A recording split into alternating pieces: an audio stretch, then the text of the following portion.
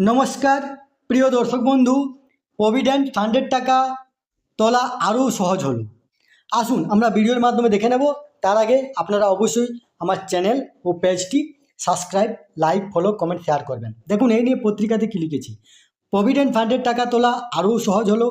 Employees provident fund বা EPF সদস্যরা এবার থেকে তাদের ভবিষ্যনিধি তহবিল থেকে এলিজেবল ব্যালেন্সের পুরো টাকাই তুলতে পারবেন। তহবিলে তাদের নিজস্ব অনুদানের ন্যূনতম 25% ব্যালেন্স বজায় রেখে বাকি 75% টাকা তোলা যাবে।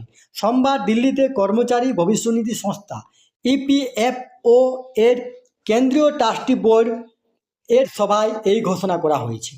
সঙ্গে জানানো হয়েছে সদস্যরা তাদের তহবিলে থাকা 25% টাকার উপরে 2.25% সুদের হার এবং চক্রবৃদ্ধি সুদের সুবিধা পাবেন। এই তথ্যটি আপনাদের সাথে শেয়ার করলাম। সুস্থ থাকবেন, ভালো থাকবেন, ধন্যবাদ।